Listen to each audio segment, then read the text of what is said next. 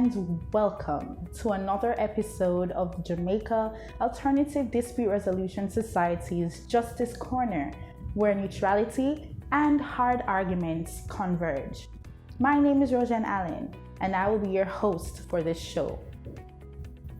Our guest on today's show goes by the name Mr. Davion Leon Vassell, otherwise known as the Smooth Litigator, an attorney at law who specializes in civil litigation, divorce, criminal law, real estate affairs, and so on. Please help me welcome none other than the Smooth Litigator, Mr. Davion Leon Vassell. Tell us more about who this Mr. Smooth Litigator is. Well, Davion Vassell, sole practitioner. I've been doing this from 2015, 1st of May, so my anniversary is coming up. I enjoy the practice of law. I believe I was born to be a lawyer, to be honest with you. Of all the things that I've imagined myself doing, it comes the most natural. So, law and politics, of course.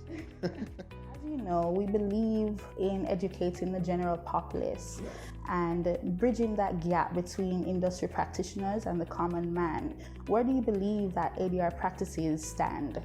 Well, ADR practices, in my opinion, stand very high in my usage of ADR. For instance, today I was at court and two parties, they had a dispute which was before the court. And the fact that the parties know each other well, I recommended, of course, with the blessing of the court, that the matter be sent to ADR. And in this case, we have restorative justice, which is a form of ADR, right?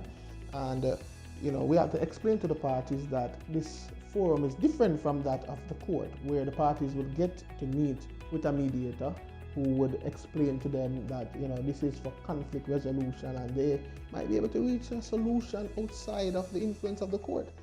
And the thing about court is that when you bring a matter to court, you're not certain as to how the judge is going to rule.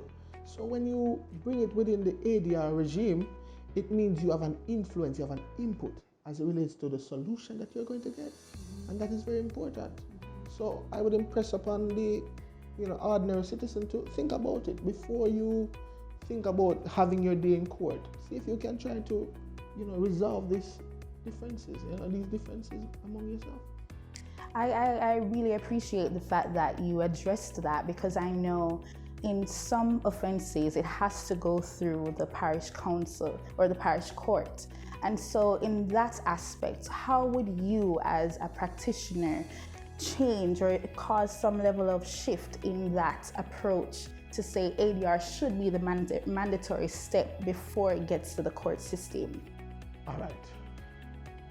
Mandatory means that the parties have no choice in it, which in and of itself takes away from ADR. Right. Because the parties, in order to be a part of alternative, dispute resolution, they have to decide to go there. You can't go there without having an open mind. If your mind is closed, it makes no sense you try to mediate, because once you draw a line in the concrete, as I would say, then the line is there once the concrete dries. But if you draw a line in the sand, it can always be erased and a new line be drawn, yes? And that's how negotiations go. So if you are not open-minded to it, then it would defeat the purpose of the ADR. So do you believe, let's touch on that aspect about persons being closed to practicing ADR and taking that aspect into their personal lives and using it as a form of dispute resolution. Do you believe that closed-mindedness is stemmed from the Constitution itself or the practices of the legal system, where people believe that using ADR in their lives is like a slap on the wrist? It's not necessarily serious. I get you. They don't see it as being as serious. Exactly. But what the court will tell you is that if the parties are unable to agree, then the court will step in and deal with it in the way that the court would deal with it without ADR. So even though the thing about it is, let us be real. Somebody brings another person to court who has harmed them or wronged them. They might be expecting a particular outcome, but that outcome is not guaranteed. if that person that you're bringing before the court does not have bad antecedents, as we would say in law, meaning they did not get into trouble with the law before, right? They have a very good community rapport, right? Meaning that when the judge sends a probation officer into the neighborhood, the community speaks well of them. The court will see incarceration as a last resort. So you might think, hey, I'm going to get my day in court because I want to see you go to jail. That may never be the final resolution at the end of the day. So what I'm saying is, why I believe ADR is so powerful is that many times the person who is the victim gets a chance to know, for the offender to know how you really feel about what they have done to you. That in and of itself, I believe, triggers the commencement of the healing process, because you start to feel better. This person knows that they have wronged me, and they know exactly how I feel about what they have done to me. And the fact that it is confidential is all the more important. The fact that when you're in a mediation, for example, whatever you say to the mediator cannot be repeated in court. So even though I may not come to court and say, Your Honor, I punched her in the face for real. God forbid, I try to control my emotions and my temper at all times. But a defendant may be reluctant to come to the court and say, I have wronged. But within the mediation setting, you can look at the person who you have wronged and say, I'm sorry, without any repercussion, any admission of guilt in court. You understand what I'm saying? So that, I believe, puts you on a good path. So as Jamaicans, what do you think we could do to create more of an awareness for persons to build that appreciation towards ADR practices? Well, restorative justice, I know a gentleman in the community that I'm from, Mr. Rydan Hall. And what community is that? Well, I'm from the community of Tower Hill. Okay. That is in the Prime Minister's constituency. Okay.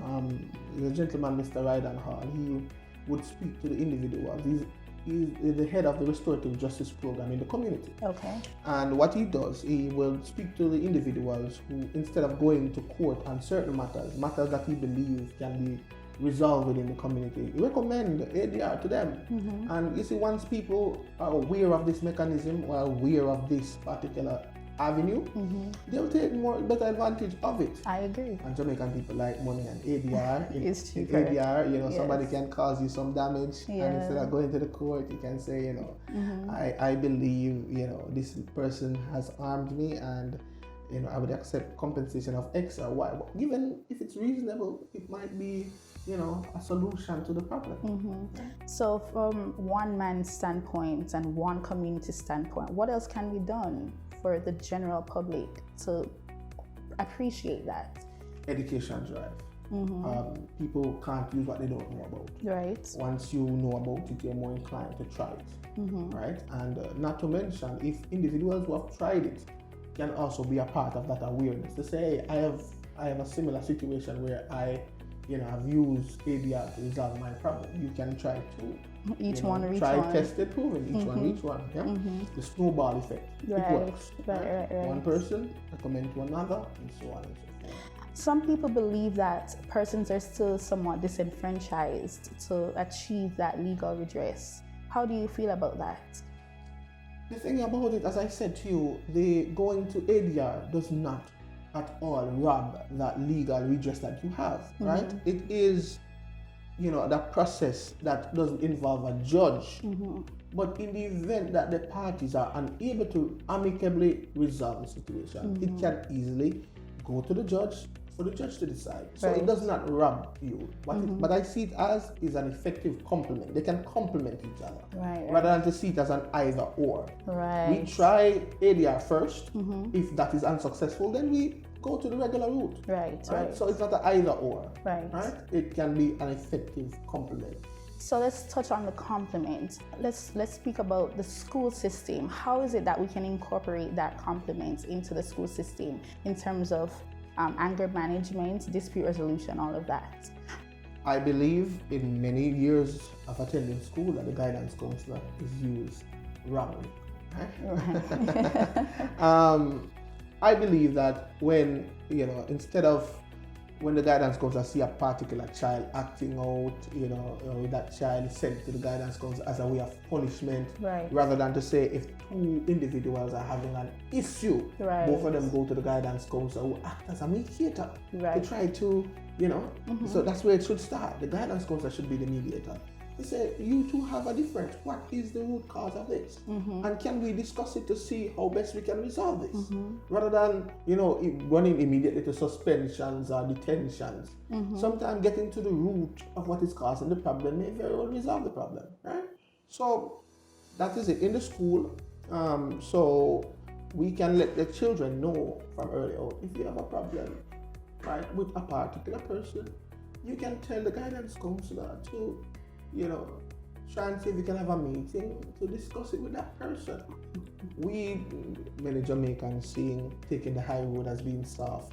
We need it has a lot to do with our culture. So probably we need to have that cultural change as well. But that can only come over time. Right. So we touched on the preventative aspect of ADR. What about the curative aspect in the prisons? All right. The creative aspect. Remember I said to you before that when an offender comes face to face with the victim, that it has healing, has a healing capability. Studies have been done, extensive studies have shown that there's closure between the parties. Also, the offender gets some closure as well, because understand the impact of your actions on the victim. Because many times they don't know. Many times you don't know what your actions have caused another person. And if that person says to you, listen, as a result of the fact that you ran over my foot deliberately, I've lost income. I've not been able to take care of my family. I've missed several days from work, which is now impacting on my ability to continue to work. You might look at it and just run something over your foot, get over it, but you are not looking at the far-reaching implications of your actions. But now that it might put things into perspective and make you think a lot deeper to say, all right, I did this and I'm sorry, I did not know. And that apology in and of itself may go a very far way in terms of solution to the injured affected person. So then, in terms of the justice system overall, do you believe that even in the police firms, they need to apply to their trainees that, listen, when you have an altercation with someone, you need to practice some level of control and self-reliance to know that, listen, if it escalates at a certain point, you do this or you do that in terms of ADR? Here's the thing with the police. The police, they walk on a very thin line, because if you are an affected person and you come to the police to make a complaint and the police is recommending ADR, you might think the police is not taking your complaint seriously. Yeah, so it's the general perspective. Yes, it may be the general perspective to say, listen, he's telling me to go and meet with somebody. Right. Tempers are high. Jungle justice. Yes. Right now you're at your fury is pouring over. Right. And this person is telling you, okay, I'm not going to arrest him just yet. Let us try to resolve. No. Of course, with the passage of time, when ADR becomes more of a part of our culture, then maybe. But we're not yet at that paradigm where we can say, but it takes time. It takes time. Maybe though, what they can do is to have what I believe at each police station, a counselor, like a police who sits in the capacity of not just an officer to prosecute you, but somebody that would serve as a first point of mediation. Yes. So if it's a domestic, depending on the seriousness of the matter, then the person at the front desk will know if this is a matter that they can send to the counselor at police counselor designate. For example, a domestic dispute involving family members that has not escalated to one person, suffering damage. It may be very verbal confrontation instead of even a threat. Instead of putting that matter before the court, because the people at the end of the day, after you prosecute each other, right, their family members, they're going to still need to coexist in the same space. So then that means that there needs to be more implemented in the whole practice of the justice of the peace. Indeed. Well, the roles of the justice of the peace. You're talking, and I didn't look at it like that. I was thinking along the police station. But yes, the justice of the peace could really play a better role. Exactly. Because right now we have the lay magistrates court that deals with minor offences. Right. I'm wondering if it might be very effective for the lay magistrates to deal with matters like these. Exactly. But it would mean now that facilities will have to be put in place at the police station to facilitate the lay magistrate coming in to try to meet with these persons. But it doesn't mean that because you're a JP, it means that you're trained to deal with these issues. So that means more needs to be done with that. Yes. So it's either we're going to train the JPs or we're going to get trained persons who are capable of dealing with these matters. So being a JP just means that you're looked up to by society. It doesn't mean that you are a counselor, somebody that's trained in conflict resolution. Right. I know that you said we needed to educate our Jamaicans more on how to apply ADR, but realistically speaking, aggressively taking the bulls by the horn, how can we really seek that change in a faster time frame? That's going to be difficult. As I said, ADR is something that the parties will have to agree to. Right. If you are not of that particular mind frame, it won't work. Right. So taking the bull by the horns and shoving ADR down their throats is not the best way. Parties' minds must be open to it, and if your mind is open to it, you'll seek it. Yeah. And so, if, as I said, a greater campaign is done to bring it to the attention of the Jamaican public to say, listen, other than going to court, there is another means by which the parties can resolve their differences. It is called ADR. It is called alternative dispute resolution. By that we mean this is a means by which we can try to resolve matters without going to court. How we do this? We have a trained person that you come in, you can speak to. The parties will get a time slot in which they come, and this person will sit down and listen to both sides. Once the person has listened to both sides, then recommendations can be given so that we can try to come to some solution. I'm sure people will be willing to try. Based on my personal experience, a lot of people will say no when they hear about when you go to mediation. But when the judges, which I understand, which I've seen most judges, most RM judges are, which I say parish court judges now, they take the time out to say, ma'am, sir, or to the litigant. Mediation is a process by which you can get to speak to a person outside of this court. You can speak freely. Whatever is said there is kept confidential, and if the matter is not resolved there, we can still come back to court. When the judges explain what it is to them, most times, if not all the time, they are willing to try it, because many of them may hear the word, but they don't know what it means, right? So, and some of them would ask the question, Judge, if I go to this thing and it doesn't work, does it mean that I can't come back to court? And the judge explains, no. If the mediation breaks down, you can always come back to court and we will deal with it. If it's a trial that we need to go to, we'll go to a trial. Once the parties understand that, then they are going to the mediation or to the ADR with an open mind. And that is where we need them to be in order to come to some solution. All right. Yes. It is very important to offer options to litigants. But I know your fellow colleagues may think otherwise in terms of going through the court system because it affects their pockets. Now, in terms of their assessments thereafter, how would you, speaking on behalf of your colleagues, meander through all of that? Well, I can't speak for all lawyers. Some lawyers like to have their day in court. It depends on the nature of the matter. Right. Lawyers are paid to go to court. So technically, if you're dealing with a matter outside a court, it means that it will have financial implications for the lawyer. Right. But I'm seeing situations, and in many cases, if a matter is referred to mediation, that the lawyers can also be a part of the mediation process. If they're trained in it. Not necessarily, because by lawyers we mean we're advocates, but one side putting forward their position and the other side putting forward their position.